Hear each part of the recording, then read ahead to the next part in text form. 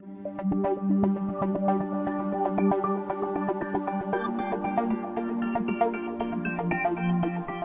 here we are on our last slide about adding and subtracting rational expressions.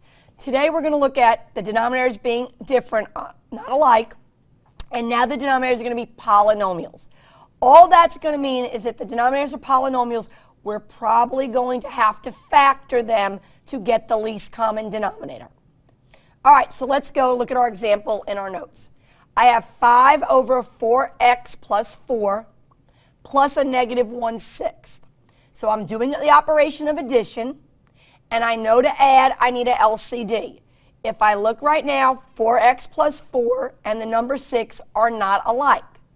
So again, to find the least common denominator, the rule is you must make sure all your denominators are broken down in lowest term into prime terms.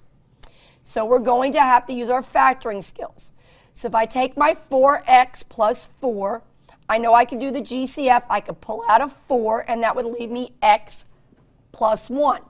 But I know the number 4 is not prime, so 4 can be broken down to be 2 times 2. So when I factor that denominator, I get 2 times 2 times x plus 1. When I take my denominator 6, that is not prime. It is 2 times 3. Now to get the LCD, we look at all the pieces, all the prime terms, and take who's got the most. So we look at our denominators. We have a 2 times x plus 1, and we have a 2 times 3. So let's start with the numbers 2. The first denominator has 2 2's. The second denominator has 1 2. So we need the 2 2's. The first denominator has no 3's. The second denominator has 1 3, so we need the 3. The first denominator has a parentheses x plus 1.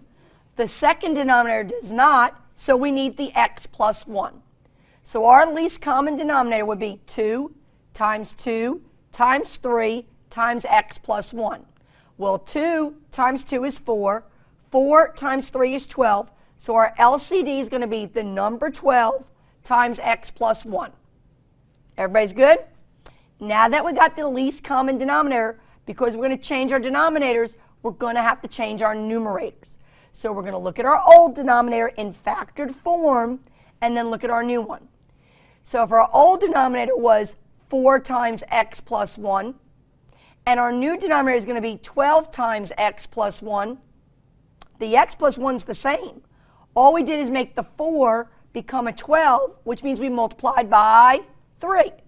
So if we multiply the denominator by 3, we're going to multiply our numerator by 3.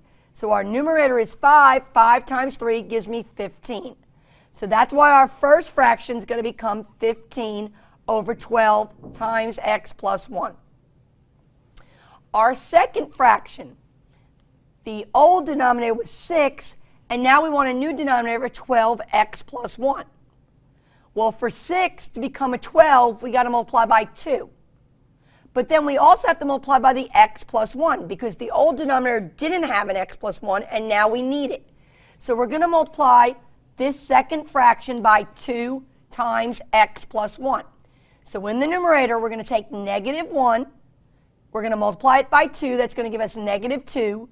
And then we're going to multiply negative 2 times x plus 1, which means we're going to distribute, and we're going to get negative 2x minus 2. So our second fraction becomes negative 2x minus 2 over 12x plus 1.